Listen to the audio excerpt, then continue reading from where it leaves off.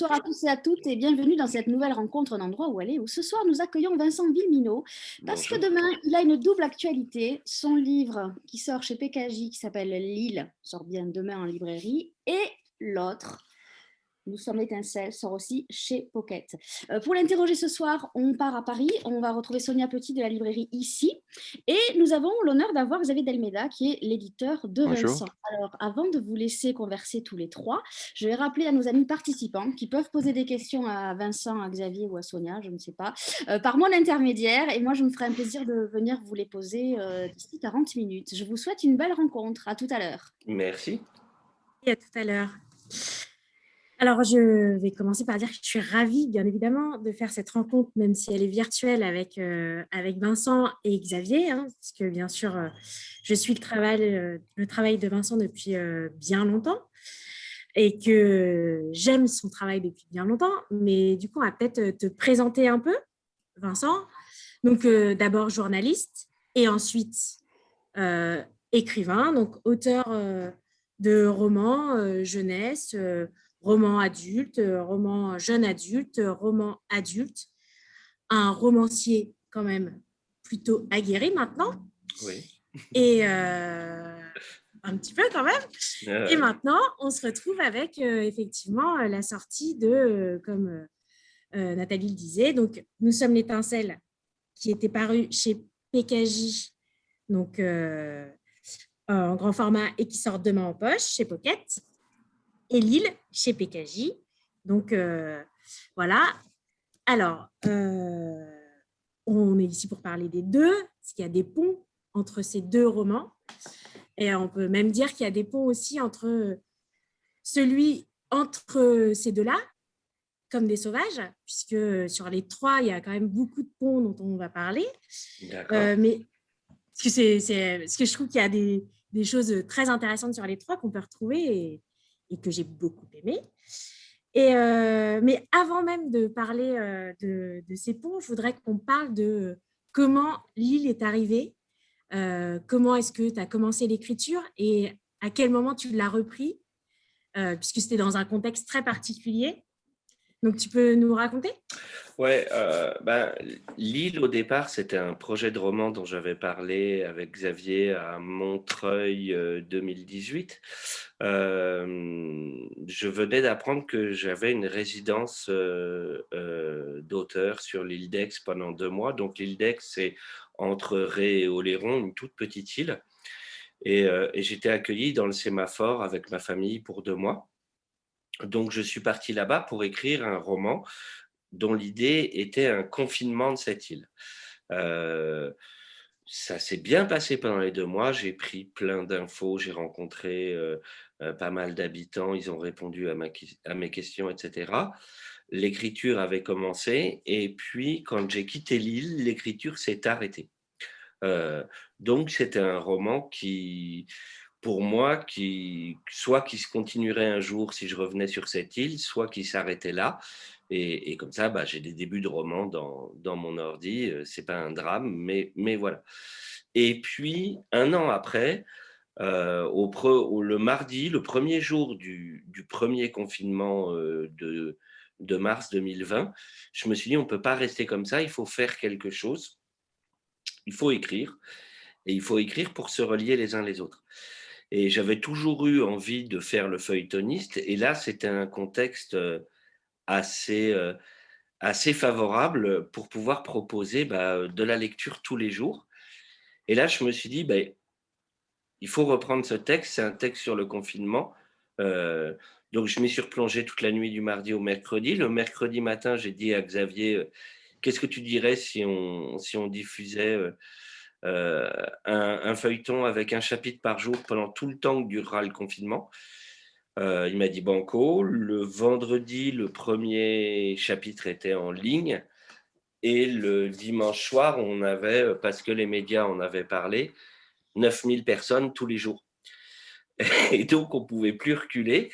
Sauf que dans l'intervalle, je m'étais rendu compte qu'un feuilleton, ce n'est pas un roman. Ça ne s'écrit pas de la même façon, ce n'est pas la même logique, pas la même mécanique. Et donc, alors que je pensais avoir le premier tiers de roman que j'avais déjà écrit, donc en gros 15 jours d'avance, je me suis très vite retrouvé avec 3 jours d'avance et puis au bout de 10 jours, on travaillait à 48 ou 24 heures selon les moments. Voilà, donc c'est comme ça que ça s'est écrit au jour le jour, dans des conditions assez incroyablement luxueuse parce que j'avais Xavier et une autre éditrice, Marianne, qui me lisait toutes les nuits. Moi, j'écrivais un épisode, un chapitre dans la journée, je leur envoyais, ils passaient une partie de leur nuit à le relire. J'intégrais ou pas leurs remarques le lendemain matin, on en débattait. Et puis ensuite, bah, il était prêt à envoyer. Assez rapidement, il a fait l'objet d'une version audio. Voilà, il devait être prêt à envoyer définitif à 14 heures. Et pendant ce temps-là, moi, je reprenais l'écriture de la suite. Voilà. C'est quand même assez impressionnant. Mais du coup, j'aimerais bien savoir, Xavier, quand Vincent te le propose, tu n'as pas une petite minute en te disant « Ah ouais, quand même ». En fait, j'ai un gros problème de filtre en fait avec Vincent, c'est que souvent quand il me propose un truc, ça m'emballe. Donc là, j'étais complètement inconscient en fait. C'est-à-dire que oui, moi tout de suite ça m'a emballé. En plus, il faut bien avouer que au moment du confinement, c'était dur pour nous les éditeurs aussi parce qu'on avait des livres qu'on lançait avec beaucoup de passion et on savait qu'ils allaient souffrir énormément de la fermeture des librairies.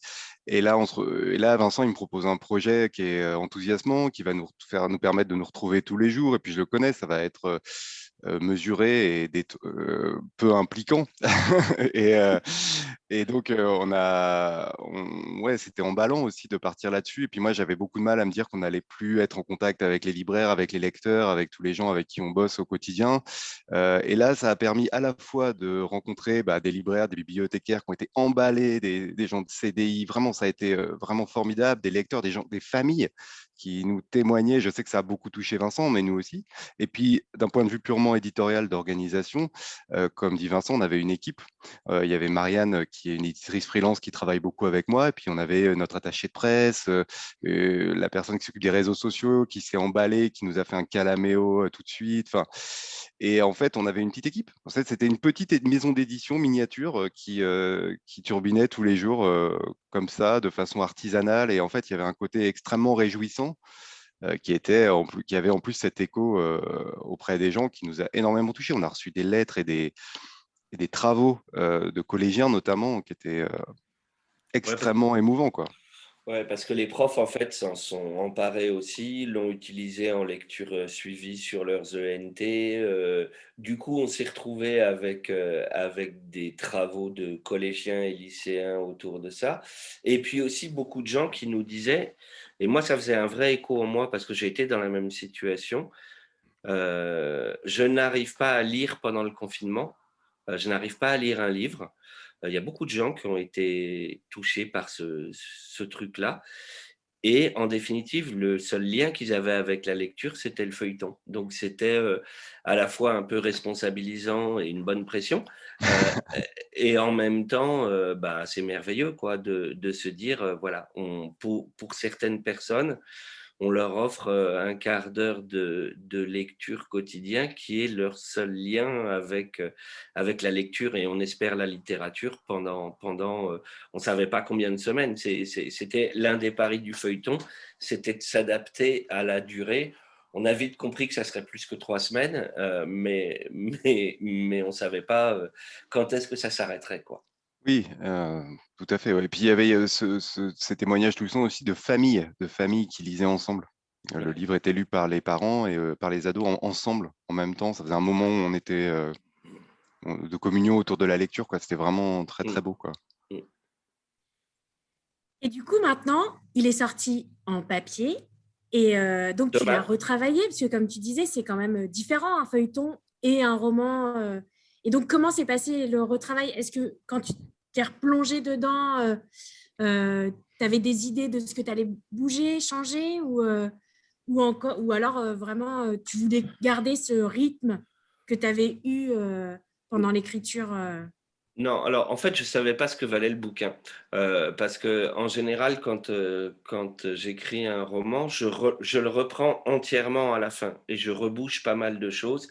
C'est ce qui avait pas mal, épuisé Xavier sur Nous sommes l'étincelle, c'est qu'on en a fait 8 versions avant d'arriver, à la version qui me satisfaisait vraiment, heu et donc là, comme, bah, les chapitres déjà publiés, tu peux plus y toucher, j'avais plus cette possibilité de reprendre, heu et donc je savais pas ce que valait le bouquin et le premier truc, c'était de le relire et de me rendre compte où étaient les faiblesses, les forces éventuelles, voilà, du livre et le deuxième truc, c'est que je voulais, garder tous mes personnages et globalement l'intrigue, par respect pour les gens qui avaient lu le feuilleton et qui voudraient retrouver des émotions, à la lecture du bouquin papier. Donc il y avait ces 2 contraintes-là et je me suis rendu compte très vite à relecture que le gros problème, c'était le rythme. Parce que c'est une chose de lire un chapitre sur 15 minutes, mais si tous les jours, tous les chapitres font 15 minutes en lecture continue, ça fait un rythme extrêmement, Haché, régulier, ouais. mais qui devient artificiel.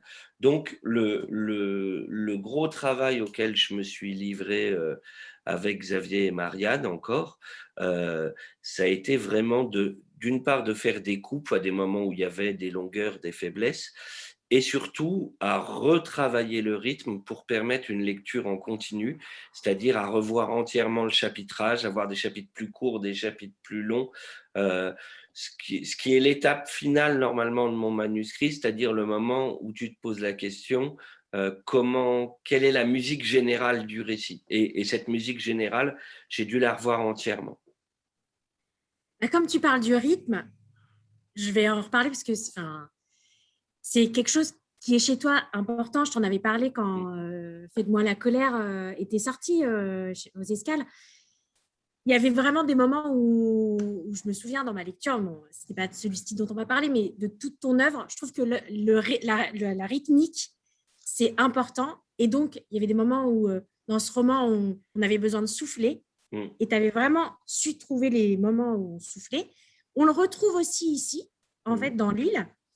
On l'a bien évidemment retrouvé dans Nous sommes l'étincelle. Je trouve que dans tous tes romans, il y a une certaine musicalité, effectivement, comme tu disais, et un rythme qui marche, c'est-à-dire des moments où c'est intense, et puis tout d'un coup, on a besoin de souffler dans notre lecture, ce qui se passe à travers les personnages aussi. Donc, c'est vraiment quelque chose que tu travailles vraiment beaucoup. C'est important pour toi, tout Ouais, ce qui est c'est rythme. essen c'est essentiel. Je pense que alors quand on est romancier, on est sur un inconvénient, c'est qu'on ne sait pas à quel rythme, chaque lecteur va nous lire et chaque lecteur, chaque lectrice aura un rythme différent. Certains vont lire en quelques heures un roman, d'autres en quelques jours, d'autres en quelques semaines et on peut avoir bossé un rythme, des paragraphes, des chapitres, des et cetera et puis, il suffit que la personne qui est en train de lire ait un coup de fil à ce moment-là et elle met tout par terre et ce qui semblait une bonne progression,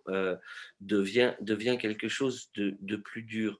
Mais j'essaye au moins qu'il y ait un rythme général, de chaque partie et que dans chaque, chapitre, il y ait une forme d'économie avec des moments où on souffle et des moments où peut-être on halète un petit peu, heu et y compris on a la chance de pouvoir bosser sur des trucs comme ça. Moi, j'ai bossé ça avec Xavier sur certains romans, heu, réfléchir au moment où un chapitre se termine en belle page ou pas, pour avoir une page de blanc, parce que dans la littérature, le silence existe aussi. Euh, et voilà, ce boulot-là fait partie, parce qu'on communique par le truchement d'un objet en papier, fait partie de la vie du roman. Et c'est certain que entre le moment où on a écrit, où on a envoyé un document Word et le moment où on le voit maquetté, on se rend compte, par exemple, de certains défauts de rythme du texte, parce qu'il y a des pages qui paraissent tout d'un coup étouffantes, alors qu'il ne faudrait pas qu'elles le soient. Il faut que certaines le soient, mais pas toutes, sinon on suffoque. Donc voilà, il y a y compris ce boulot de maquette, ce boulot de réflexion sur les paragraphes, sur la scansion, sur les répétitions de mots, fait partie, je pense, d'un travail d'écriture, quoi. Ah oui, si je peux me permettre, Mais j'allais te demander ton avis, justement. non, mais c'est un travail qui est particulier avec Vincent et que j'apprécie énormément parce qu'on a un soin particulier ensemble sur ça, sur ce rythme, et ça va jusqu'au retour à la ligne. On l'appelle spécialiste des retours chariots, et il y a des gens qui savent jamais de quoi on peut bien parler. Mais en fait, c'est hyper important. On discute énormément des retours à la ligne, des sauts de paragraphes, des lignes blanches. Et c'est vrai que souvent, une fois le texte maquetté, on va retravailler ça une deuxième fois en fait. Et on se rend compte que par exemple, à un moment, on a voulu enfin Vincent a mis peut-être trop de respiration, donc il faut resserrer, puis d'autres, il faudrait en rajouter, comme il vient de le dire, sur une page qui serait trop dense. Et on se rend compte qu'à la lecture, que vraiment, mais moi, à chaque lecture de ces textes, qu'il y a cette respiration qui s'installe et qui fait que je reconnais à chaque fois, enfin presque, un texte qu'a écrit Vincent. Même si j'ai pas travaillé dessus, je veux dire, je, je- je les reconnais parce qu'il y a ce soin particulier, et c'est intéressant parce que dans ces moments-là, on est vraiment dans l'artisanat, dans la matière du texte imprimé, je veux dire. Et ça, c'est hyper intéressant, c'est une deuxième étape. Et sur Nous sommes l'étincelle, on a eu ce travail-là profondément qui s'est ajouté. Si on a fait 8 versions, c'est pas seulement parce qu'on est des maniaques aussi, mais ce n'est pas la seule raison. Le travail a été à la fois sur la respiration et aussi sur les strates temporelles. Et ces deux travaux se répondaient. Il fallait que la respiration puisse permettre parfois de passer d'une strate à l'autre et d'une époque à l'autre. Et ça, c'était très, très, très intéressant, même passionnant en fait. Ouais. Ouais, je pense que c'est d'autant plus passionnant que moi, j'ai essayé de temps en temps d'écrire des bouts de romans en vers et Mhm. j'y arrive pas. Mais en revanche, je travaille sur le paragraphe, sur la phrase, et euh, revient un petit peu à ça, c'est-à-dire à trouver une musique euh, qui va non pas être imposée au lecteur, et c'est ça mon problème avec le vers, c'est que moi je veux être. Il y a des gens qui font ça avec beaucoup de talent, moi j'y arrive pas. Je suis trop impératif. Mais en revanche, ce paragraphe, ces sauts de paragraphe, etc., sont une proposition. Voilà, sont une proposition de rythmique. Mais dans le fait de moi la colère, enfin, à mon sens, il y avait un côté poème en prose par moment, psaume et poème en prose, qui se rapprochait de la poésie, mais comme tu dis, d'une façon plus narrative, plus roman, effectivement. Ouais. Et ça m'avait beaucoup plu, ça. Ouais, il y avait enfin, ce rythme. Enfin, moi, Mm. c'est vraiment dans Fais-de-moi la colère où je l'ai vraiment ressenti. Vraiment. Et après, c'était une évidence dans Nous sommes l'étincelle, dans l'île. Tout ça, c'est vraiment. Enfin, le rythme, je te reconnais dedans et je respire avec toi. Enfin, j'ai C'est beau. l'impression vraiment de le vivre. Et du coup, avec ce rythme, il y a aussi la musicalité, on en a parlé, mais l'oralité, et comme l'île est aussi en audio, je voudrais qu'on en parle parce qu'il y a des ponts encore avec ça. Effectivement, on l'imagine très bien lu et donc il existe chez Lizzie. Donc, je voudrais que tu nous en parles de cette version audio. Bah, la version audio, c'est en fait au bout d'une semaine, on s'est dit, parce que certains lecteurs avaient commencé à l'enregistrer, parce que dans la maison d'édition, les gens de Lizzie m'ont posé la question d'une version audio de ce feuilleton offert tous les jours. Il se trouve qu'à ce moment du confinement, j'avais mes 3 filles à la maison. L'une fait du théâtre, l'autre fait de la musique, et on avait des micros. Donc, on avait la possibilité de créer quelque chose. Et moi, je leur ai dit, allez-y, vous y allez. Moi, je suis un mauvais lecteur public. Quand je dois lire mes textes à voix haute, je trouve pas que je lise bien ni les textes des autres, ni les miens. Et il se trouve par ailleurs que je ne me relis pas à voix haute et que je n'écris pas pour l'oral. Quand j'écris, je n'écris pas en pensant à la façon dont les gens pourront le lire à voix haute. Euh, il se trouve que là, parce que la version audio a été lancée tôt, je me suis rendu compte que ça m'a fait écrire certains trucs un peu différemment parce que je me demandais comment ils iraient en voix. Et peut-être que c'est ça aussi que j'ai repris entre la version feuilleton et la version roman, c'est qu'il y a des phrases que j'avais écrites pour la voix, pour l'oral, et que j'ai remises davantage pour une lecture à voix basse, ouais, aussi. Mais c'est évident qu'on n'écrit pas du théâtre comme du roman. C'est évident que tous les romans ne se prêtent pas à la lecture à voix haute. Après, moi, je trouve les livres audio, c'est un truc formidable, quoi. C'est un truc formidable. Je connais pas mal de gens qui lisent comme ça, alors qu'ils avaient quitté la lecture depuis un moment. Et toi, Xavier, quand tu lis un texte de Vincent, est-ce que l'oralité, est-ce que quand tu lis, tu lis des fois à voix haute parce que moi, je sais que quand j'ai lu Lille, là, il y a des choses, je me suis dit, j'ai envie de le lire à voix haute. Pour de Alors, vrai, j'ai envie de l'entendre. oui, moi, ça m'arrive de les lire à voix haute. Je pense souvent aux courses-poursuites à la fin de Nous sommes l'étincelle, où j'avais besoin du halètement de la course pour être complètement dedans. Donc, ceux-là, je les ai lus à voix haute. Bon, après, c'est pas toujours facile, selon si je les travaille tard chez moi ou mes enfants vont me prendre pour un fou ou au bureau, ce qui peut être pire presque. Mais si, ça m'est arrivé. Là, vraiment, ces scènes-là, et dans Lille aussi, les scènes d'enfermement, parce que je sais pas, en les lisant à voix haute, notamment à la fin dans la casemate, j'avais cette sensation d'enfermement. Et c'est vrai que comme on était un peu épuisé, il faut bien le dire, il y a eu des moments physiquement difficiles pour tout le monde.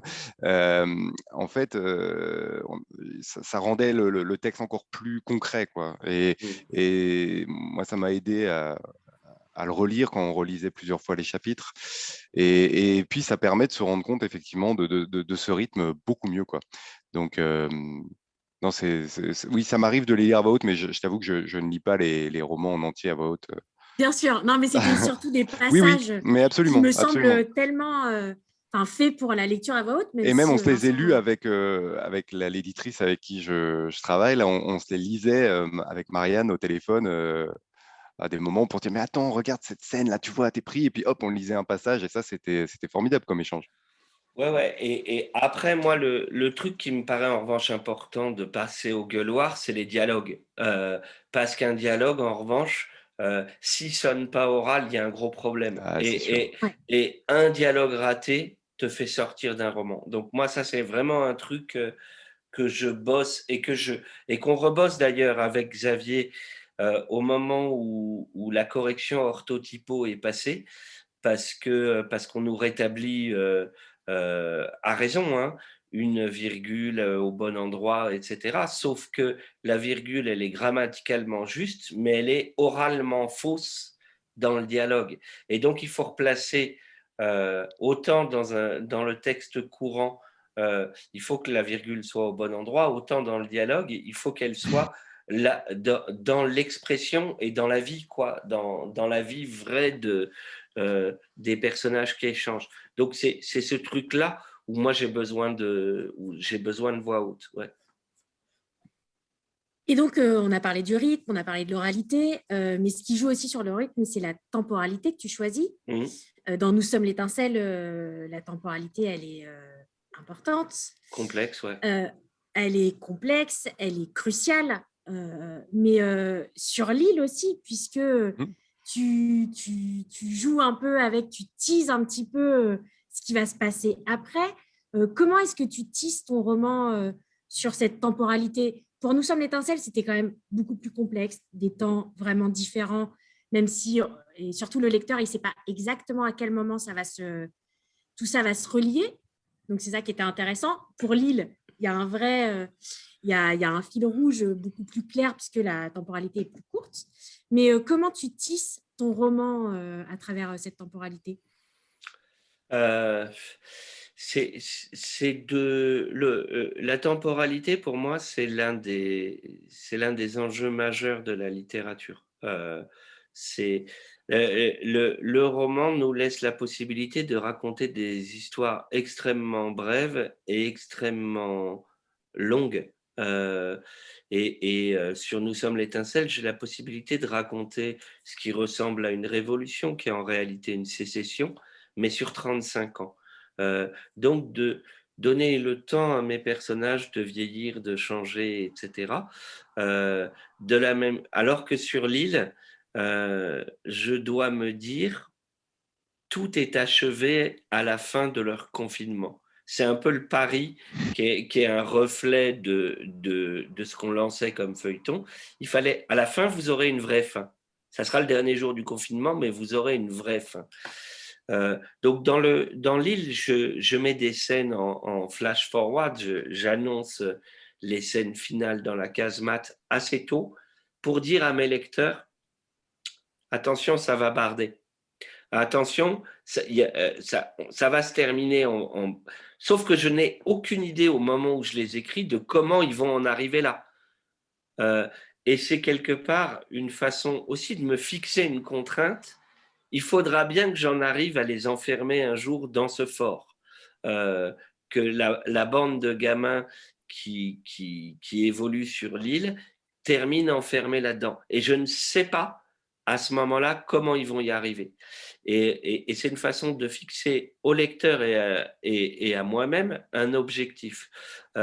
Alors que dans Nous sommes l'étincelle, la question fondamentale de Nous sommes l'étincelle, c'est de raconter un choix politique et une utopie incarnée sur 35 ans, avec cette question de fond, est-ce qu'on a eu raison de faire ça? Et c'est une question à laquelle on ne peut pas répondre tout de suite, mais il faut se donner du temps.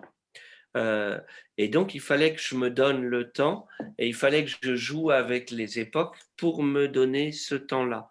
De voir changer, vieillir, se transformer, s'abîmer aussi, s'user, mourir, chacun des personnages. Et voilà, donc parfois c'est un enjeu pour attraper le lecteur et m'attraper moi-même. D'autres fois, c'est le cœur même de ce que je raconte. Mais dans tous les cas, je dis, la première question qu'on se pose quand on est romancier, c'est est-ce que je raconte ce récit au présent ou au passé? C'est la première question fondamentale. Avant même de me demander si je le raconte à la première ou à la troisième personne, avant même de savoir si le narrateur en saura plus que les personnages ou pas, je me pose la question comment ça se raconte au présent ou au passé. Et ça teinte l'ensemble du récit. Donc, ouais, la question de la temporalité, elle est centrale toujours dans l'écriture, il me semble. Et pour toi, Xavier, quand il te propose Nous sommes l'étincelle avec une temporalité aussi longue, en sachant que bon, les romans jeunesse, en général, la temporalité, elle n'est pas aussi longue, en tout cas pas comme ça. Et surtout, les dystopies, on a la Révolution, puis bah, après, on ne sait pas. On se dit juste, bon, c'est la fin de la Révolution, et après, on ne sait pas comment ça se passe. Là, pour Nous sommes l'étincelle, on sait comment ça se passe. On sait ce qui se passe après. C'était ça tout l'intérêt du roman. Comme tu dis, c'était exactement ça tout l'intérêt du roman, c'était qu'enfin, on allait explorer ce qui se passe après, donc il fallait une temporalité complexe et longue. Et moi, ce qui m'a ému immédiatement et qui continue d'être sans doute une des choses qui m'émeut le plus avec ce roman à chaque lecture, c'est le fait d'avoir des personnages que l'on retrouve vieux, qu'on voit, en fait, qu'on a jeunes comme des héros d'une dystopie classique, j'ai envie de dire des jeunes adolescents, et qu'on retrouve vieux, ermites dans la forêt. Et avec la décrépitude des corps, avec le temps qui s'est passé et qu'ils incarnent, et l'échec ou pas de cette sécession. Et c'est ça qui m'intéresse dans ce roman. C'est ça tout, pour moi, c'est une de ses forces, sa grande originalité, c'est que justement, on ne fait pas une époque. On est sur le passage, vraiment, on visualise le passage du temps à travers l'évolution des personnages, mais sur toute leur vie. Il n'y a pas beaucoup de romans jeunesse, mais j'en connais pas même, où on a comme ça un personnage qu'on va suivre comme personnage principal au début du roman jeune et qu'on va avoir comme personnage secondaire qui va boucler la boucle vieux à la fin du livre. C'est extraordinaire, ces moments-là sont extraordinaires dans ce roman. Et je pense que quand il m'en a parlé, c'est ce qui m'a touché en premier, plus que le propos politique. C'était vraiment l'évolution de ces personnages. Je trouve ça bouleversant, moi. Et à chaque fois que j'y repense et que je relis des passages, ça me touche énormément. Donc là, pour ça, c'était pas difficile de me convaincre, non, c'est sûr. En fait, je me posais juste une question, Sonia. Il y a des questions qui arrivent sur le chat. C'est des choses qu'on va prendre à la fin, d'accord? Ouais. Et souvent, enfin, je pense qu'il y a Oui, oui, vraiment oui, bien sûr. variation. Comme tu parlais des personnages, je voudrais qu'on parle des personnages, mais ma question était plus lointaine, mais c'est pas grave. Les personnages, j'ai relu Nous sommes l'étincelle ce week-end.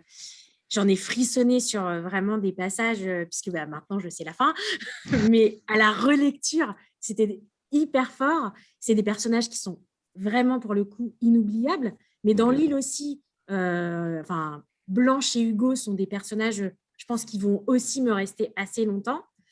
Et en personnage secondaire, il y a aussi Pascal qui m'a bien marqué.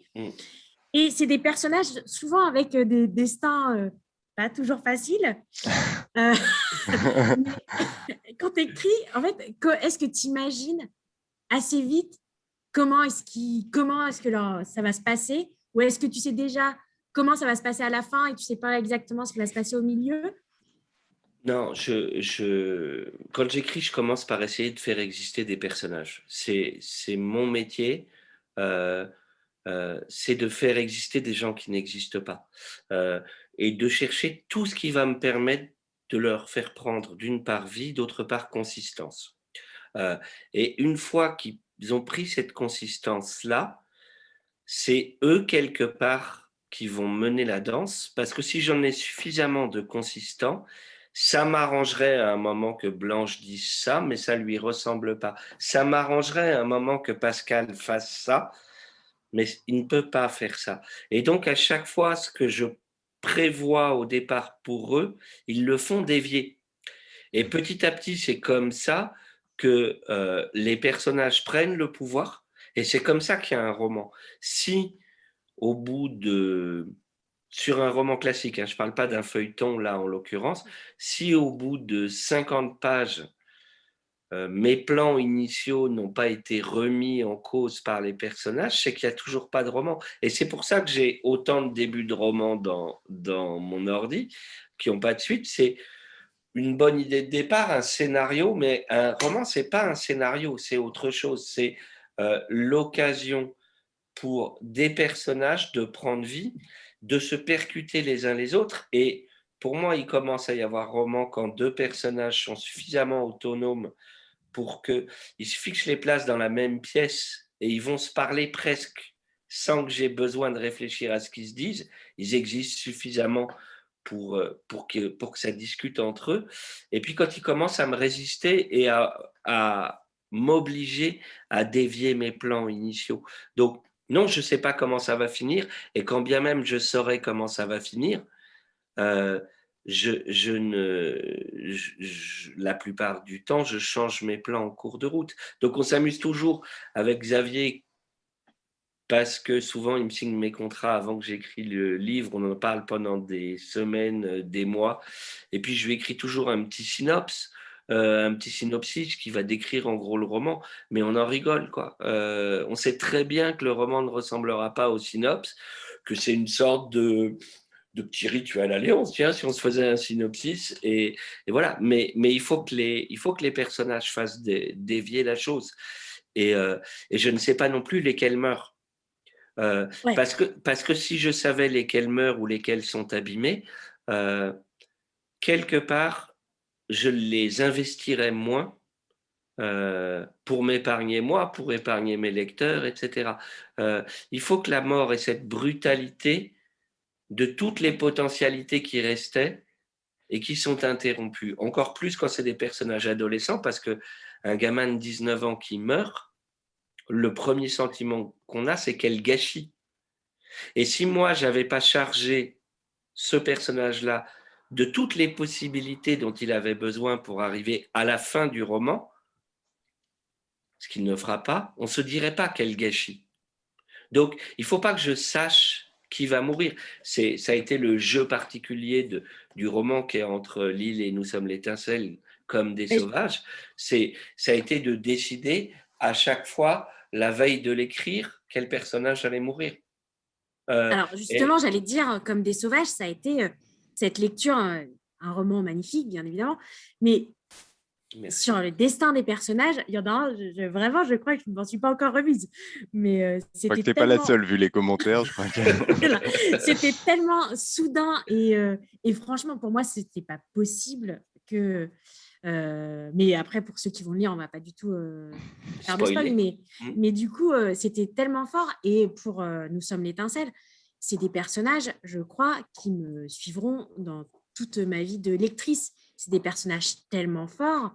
Et du coup, pour toi, Xavier, quand tu as des personnages comme ça, qu'est-ce que. Enfin, est-ce qu'il y a des fois des choses où tu te dis ce personnage-là, il pourrait être plus intéressant ou il prend trop de place comment tu fais Bah, ton boulot d'éditeur par rapport à ça? avec Vincent, tu veux dire, ou avec en général? En général et avec Vincent en Alors, particulier. en général, oui, ça m'arrive de dire, je crois que ce personnage, notamment sur les personnages secondaires, je pense qu'il n'est pas assez creusé alors qu'il a du potentiel. Il peut vraiment être intéressant, apporter un contrepoint au personnage principal, etc. Oui, ça m'arrive très souvent. Avec Vincent, c'est pas trop le cas. En fait, avec Vincent, ce qui se passe souvent, et on a eu ça récemment lors d'une discussion un peu houleuse sur un prochain roman, c'est que il a, comme il dit, un super scénario, une idée géniale et folle, souvent. Et parfois, bah, c'est l'avis de l'éditeur et du romancier, hein. L'éditeur va pas être touché, on ne sait pas trop pourquoi. Et puis à un moment, magie, on s'est engueulé, on n'était pas d'accord, on a grogné dans notre coin, et puis Vincent me sort une page, ou 2 pages, pas forcément un grand truc. Et là, il y a un personnage qui vit, qui est éclatant, qui est évident. Bah, ça y est, le roman est né, en fait.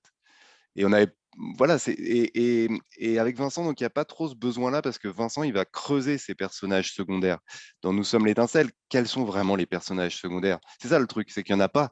En fait, on va être touché par tous les personnages pour des raisons différentes qui vont être liées à l'état d'esprit qu'on a au moment où on lit ce passage-là, à notre personnalité. Il y a une telle galerie de personnages importants qui disent tous quelque chose de ce roman et de l'écriture de Vincent que bon, j'ai pas l'impression qu'il y ait des personnages secondaires.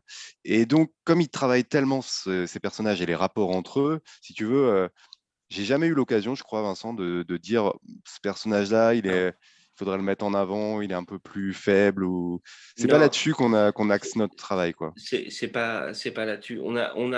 Je dirais que le gros axe de discussion avec Xavier, euh, c'est la question du Junga. Est-ce Mm. qu'on est à un moment en littérature adulte, en littérature Junga, quelle est, voilà, jusqu'où on va, comment, et c'est vraiment le cœur du boulot. Et puis après, l'autre question, c'est que certains moments, je m'écoute écrire, quoi.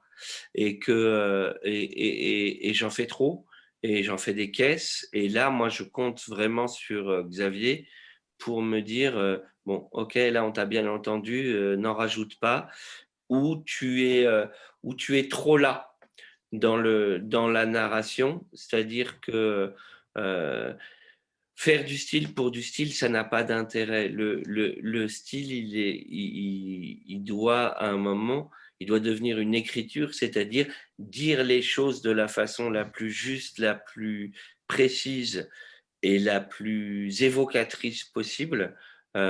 Mais tout ce qui va être effet de style doit disparaître. Donc moi, j'ai besoin peut-être, au moment de la première écriture, de temps en temps de faire des effets de manche. Et Xavier fait un travail long avec moi pour me retirer un peu les manches, quoi. Voilà. Ouais, c'est vraiment ça. En fait, les auteurs comme Vincent qui ont une grande facilité d'écriture, c'est-à-dire que Vincent, il est capable d'écrire beaucoup de pages, bah, comme on a vu pour Lille, hein, de très bonne qualité très vite. Et c'est vrai que ce qui est intéressant, je pense, dans le dialogue avec l'éditeur, c'est que, ou avec le premier lecteur en tout cas, c'est qu'on peut dire, attention, là, tu te laisses emporter par ta facilité d'écriture, et alors que tu pourrais être recentré sur le personnage et ça aurait pas moins de force parce que les phrases seraient pas plus jolies. Et, et en fait, ça, c'est un dialogue qu'on a très souvent et qui est hyper riche, en fait, parce qu'on ne sait jamais lequel des deux a raison complètement, mais au fond, ça crée quelque chose. Et ce que j'aime bien, par exemple, c'est qu'avec Vincent, c'est que ça m'arrive de lui suggérer une modification dans le texte. Il va me dire non. Euh, et en fait, il va changer autre chose une chose à laquelle je n'aurais absolument pas pensé. Et je pense que c'est en partie grâce à ma remarque. Il ne va pas changer ce que j'ai suggéré, mais autre chose et qui va rendre le texte encore meilleur. Et c'est pour ça que c'est un vrai dialogue intéressant et que c'est pas du tout. Pour moi, c'est ça le travail éditorial, quoi. Clairement, c'est ça qui est intéressant dans ce travail-là. Je vais avoir une dernière question. On a vu dans Comme des sauvages, L'île et Nous sommes l'étincelle. Il y a, les personnages sont hyper forts et on s'y attache, mais comme dans tous tes romans d'ailleurs, hein. Là, c'est parce qu'il y a des liens, et dans tous tes romans, déjà dans Instinct, c'était déjà le cas. Mais là, je voudrais qu'on parle à ce rapport à la nature. Parce que dans ces trois-là, c'est la nature qui est au cœur de tout, en fait, finalement. Et c'est un retour à la nature. Et je voudrais que tu nous en parles parce que c'est lié à l'autarcie. Enfin, il y a plein de choses par rapport à la nature. Et donc, je voudrais que tu nous en parles parce que c'est fort. Parce qu'on parle des personnages, mais dans Nous sommes l'étincelle, la forêt est un personnage vraiment à part entière. L'île est un personnage à part entière. Enfin, c'est vraiment des choses que tu fais vivre. Donc, et dans tous tes autres romans aussi. Enfin, Instinct aussi, la nature, elle était hyper forte. Donc, ce rapport à la nature et cette volonté d'autarcie aussi qu'il y a et dans Comme des sauvages et dans L'île et cette sécession dans Nous sommes l'étincelle, je voudrais qu'on en parle un peu. D'accord. Alors, le rapport à l'autarcie, c'est peut-être lié au fait que quand j'ai commencé à écrire, j'arrivais de Paris, je m'installais en Haute-Savoie. Aujourd'hui, j'ai quitté la Haute-Savoie pour l'Ardèche et je suis en train de passer d'une ville de 3000 habitants à un village de 250. Donc, c'est peut-être lié à un besoin que j'éprouve moi-même. C'est en tout cas parce que l'un des personnages de mon roman, c'est toujours la communauté, c'est le groupe.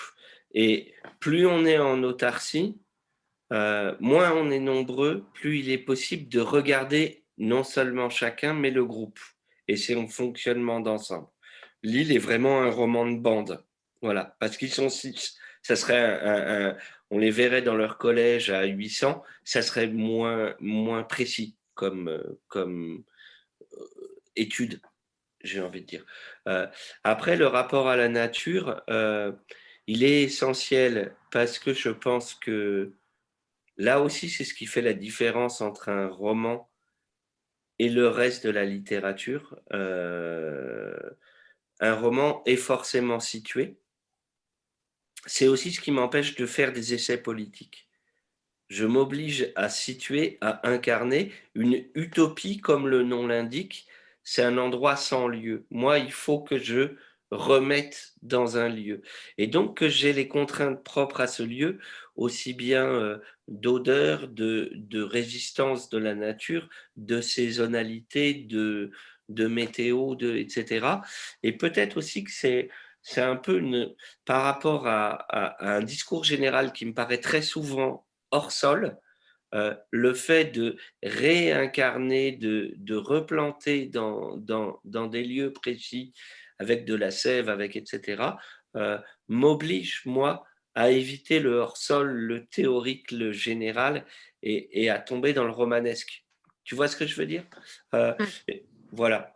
Mais peut-être qu'il faut laisser la place aux questions là maintenant. Je voudrais juste te dire que quand même, Nous sommes l'étincelle a eu le prix du roman d'écologie. Ouais. Donc, voilà. Et le prix Libre à nous pour le roman jeunesse.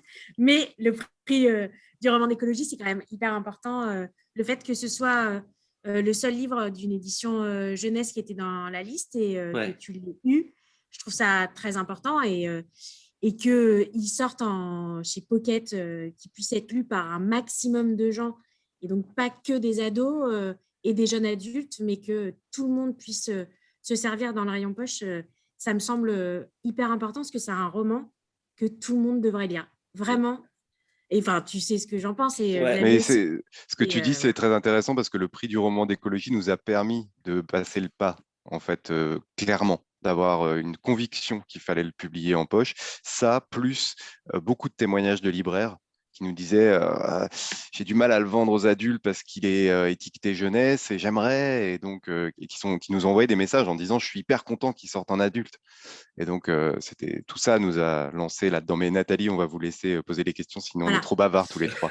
Exactement, sinon on ne s'arrêtera jamais. Tout à fait d'accord avec l'intervention de Sonia. Oui, alors il y a eu beaucoup de débats sur les personnages. Ils sont Ouais. unanimes pour dire, Vincent, que vos personnages sont époustouflants, superbes. Alors parfois, vous êtes un peu meurtrier. Voilà. Il y a une première question sur votre parcours, et c'est Nicolas qui la pose. Comment passe-t-on d'un parcours Sciences Po, centre de formation du journalisme, d'une université d'enseignement du journalisme, à la vie d'écrivain jeunesse? Enfin, je dis jeunesse, mais beaucoup d'adultes vous lisent aussi. Alors comment? Et ben un jour, moi j'ai fait Sciences Po pour faire le centre de formation des journalistes et j'ai eu la chance de faire ce métier pendant 10 ans et j'ai adoré le faire. Et puis un jour, j'ai considéré que les conditions économiques pour le faire comme j'entendais le faire n'étaient plus réunies. Et plutôt que de le faire mal, j'ai décidé d'arrêter. Et à ce moment-là, je ne savais pas du tout ce que j'allais faire de ma vie et je ne m'imaginais pas romancier jeunesse 5 ans plus tard et pas dans ma situation 15 ou 18 ans plus tard. Il se trouve que par un, je cherchais comment j'allais gagner ma vie. Je faisais des bouquins de journalistes en attendant, des guides, des livres d'interview, des choses comme ça. Et une éditrice chez un éditeur jeunesse savait que mon fils aîné avait 6-7 ans à ce moment-là et que je lui racontais des histoires et m'a demandé si je pouvais écrire un album. J'ai écrit cet album, ça s'est bien passé, j'en ai écrit un deuxième, un troisième. Et puis un peu plus tard, une éditrice m'a dit, Vincent, on croit que tu es romancier, propose-nous des romans. Donc moi, j'ai été autorisé par des éditeurs et des éditrices. C'est eux qui m'ont donné l'envie, enfin l'envie, peut-être que je l'avais déjà, mais qui m'ont autorisé à, et peut-être que j'aurais pas osé sinon. Et peut-être que je me suis retrouvé en littérature jeunesse parce que je la connaissais pas, parce que je n'en lisais pas et donc que du coup c'était moins, j'avais pas d'exemple écrasant. Euh, quand on écrit en adulte et qu'on a déjà Dostoïevski et Steinbeck, ben on se dit c'est pas la peine d'y aller quoi, c'est bon, tu n'y arriveras pas. Je connaissais pas la littérature jeunesse et donc j'étais moins intimidé. Et j'ai pu me lancer comme ça. Et aujourd'hui, j'en lis pas mal, j'en lis beaucoup, j'en ai même un peu édité. Mais il fallait peut-être passer par ce stade d'ignorance pour oser y aller. Alors, une question de Marie par rapport à Nous sommes l'étincelle. Oui. Est-ce que la forêt est-elle apparue tout de suite comme un personnage? Est-ce que ça s'est décidé au fur et à mesure ou était-ce une décision initiale? Alors c'est un peu, c'est ce qui m'a donné l'impulsion. C'est-à-dire que Nous sommes l'étincelle, c'est né en 2 temps. J'avais commencé des débuts de livres, j'en parle souvent de mes débuts de livres. J'avais commencé un livre qui se passait sur un campus, du côté de Grenoble, un campus de containers. Il y a des scènes qu'on retrouvera dans Nous sommes l'étincelle. J'avais commencé un autre récit où il y avait des histoires de hooligans. On les retrouve aussi à un autre endroit du roman. Et puis, je ne savais pas où j'allais. Je ne savais pas où j'allais et dans aucun des 2 livres, je n'arrivais à continuer.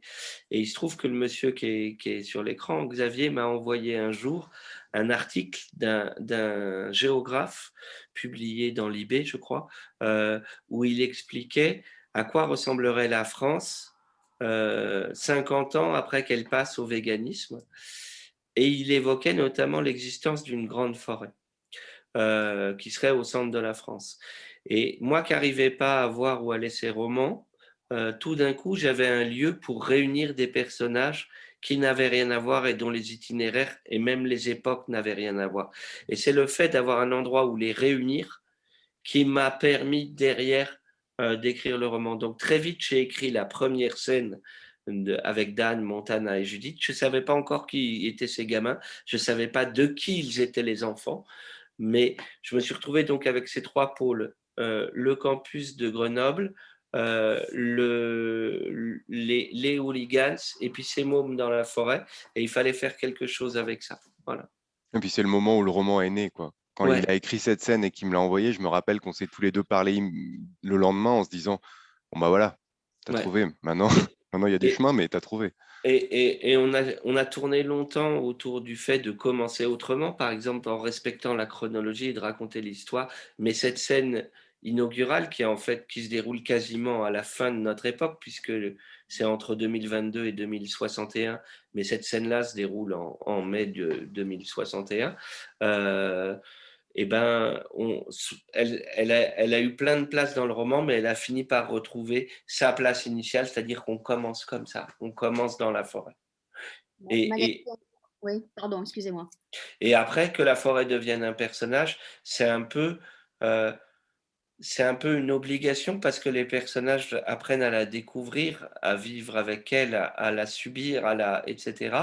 Et moi, il a fallu que je la découvre aussi pour pouvoir raconter ce qu'ils subissent. Donc, très sincèrement, j'étais comme la majorité de mes lecteurs, c'est-à-dire que j'avais du mal à distinguer les essences des arbres euh, au moment où j'ai commencé à écrire, et il a fallu apprendre ça et rentrer dans ce même apprentissage que font tous mes personnages. Alors, Laurence a une question et pour Xavier et pour Vincent. Elles se rejoignent. On va d'abord la poser à Vincent. Est-ce qu'écrire chaque jour et donner à son éditeur, ce n'est pas lui donner beaucoup de possibilités de diriger un peu l'histoire? Alors, je n'écris pas chaque jour en donnant à mon éditeur, j'écris chaque jour, mais je lui donne de temps en temps. En revanche, il y a des moments dans le roman où on dialogue chaque jour avec Xavier, mais il lit pas forcément. Il lit, Je pense il que c'était lit. par rapport à Lille. Je pense que c'était par À rapport aux Lille. Ah, par rapport à Lille, non. Alors, très sincèrement, d'abord, je ne crois pas que Xavier ait envie de diriger mon travail. Quand je tombe sur un éditeur qui a envie d'être romancier à ma place, en général, on fait un roman ensemble, et puis c'est tout. Et parfois, on s'arrête en cours de route. Moi, j'ai éprouvé déjà. J'aurais pas pu faire Lille si je connaissais pas bien Xavier, et on avait déjà 2 romans derrière nous, donc une confiance. La première fois qu'on travaille avec un éditeur, les premières remarques qu'il nous fait, on l'engueule virtuellement pendant quelques heures, on râle, on rechigne et on commence à faire des changements au bout de 3 semaines. En revanche, on constate à un moment que ces changements étaient les bons ou pas. Mais quand on constate qu'ils étaient les bons, on va perdre de moins en moins de temps à discuter. Voilà, on sait que s'il fait ça, c'est a priori soit pour pousser le roman dans ses retranchements, soit pour retirer ce qui l'empêche de se déployer. Donc, j'étais sincèrement pas inquiet avec Xavier. Il y a des moments où j'ai le sentiment qu'il comprend pas ce que j'essaye de faire, mais si cette personne ne comprend pas ce que j'essaye de faire alors qu'il me connaît bien et qu'il connaît bien mon travail, il y a de bonnes chances que mes lecteurs ne comprennent pas non plus. Donc, même dans ce cas-là, même si ça m'agace que mon premier lecteur ne le comprenne pas, c'est quand même un indice fort que les autres risquent de ne pas comprendre non plus. Alors, la question pour Xavier, donc c'est bien par rapport à Lille, par rapport aux épisodes, Ouais. hein. Alors, Xavier, est-ce que ce n'est pas tentant d'influencer l'auteur quand on le suit au jour le jour?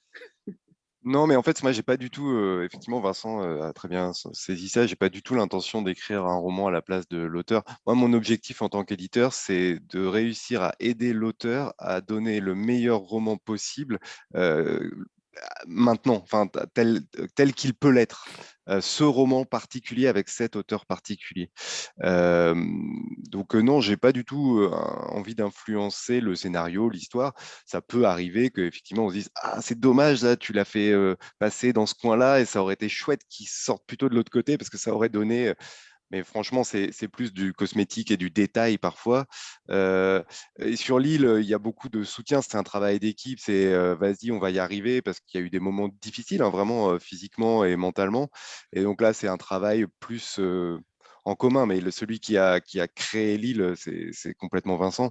Euh, donc oui. Après, sur les remarques, ce qu'il dit est très juste. C'est que en fait, l'idée, c'est d'aider l'auteur à avancer vers là où il peut aller.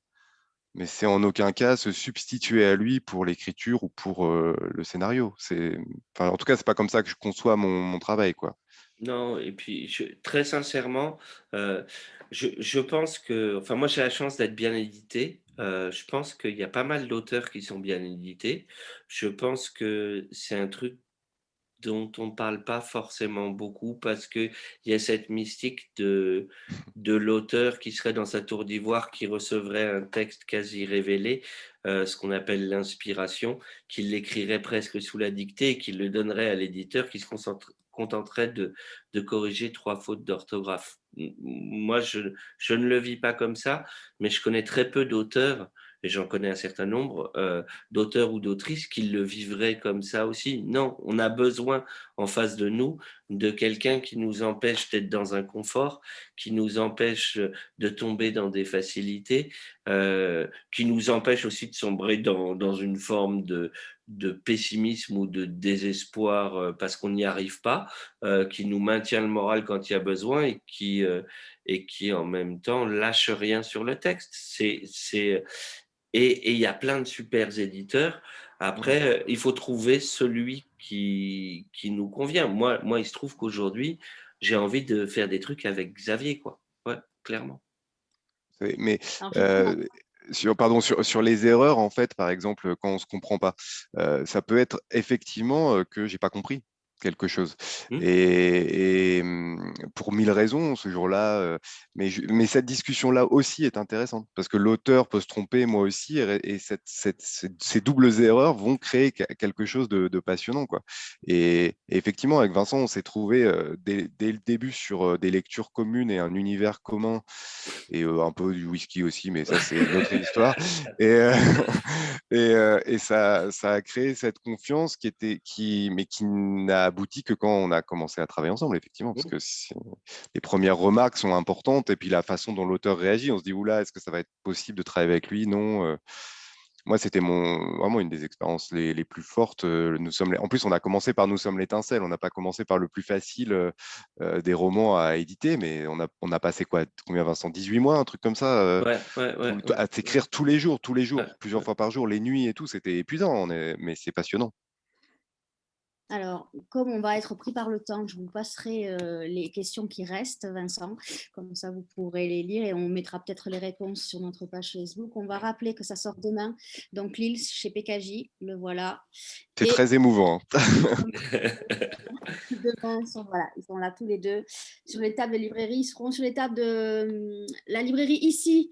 Bien vous pourrez sûr. aller voir Sonia, voilà, dans toutes les librairies de France. Vous pouvez y aller dès demain matin. Allez-y, courez-y. Moi, je ne vous connaissais pas. J'ai commencé par celui-ci et j'ai fini celui-là cet après-midi. C'est vraiment une belle découverte. Je suis d'accord, il faut que les adultes lisent ce livre parce que c'est vraiment formidable. Même celui-là, hein, voilà, lire effectivement, il y a quelque chose chez Vincent Villeminot dans les personnages, dans la profondeur qui est quand même qui nous rappelle notre enfance aussi, parce que bon, moi je suis pas toute jeune, voilà, mais c'est super. En tout cas, un grand merci d'avoir été là avec nous ce soir. Merci Sonia d'avoir si bien animé cette rencontre. Merci Sonia. Merci à vous.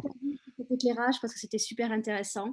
Demain, on se retrouve à la même heure à 19h. On part à la République dominicaine où on aura la chance d'avoir Catherine Bardon pour le lancement de son livre. Un invincible été qui sort aux éditions Les Escales. Messieurs, madame, je vous souhaite une belle soirée. Prenez soin de vous et n'oubliez pas d'aller en librairie acheter ces 2 merveilleux romans. Merci beaucoup. Au revoir tout le monde. Au revoir. Au revoir.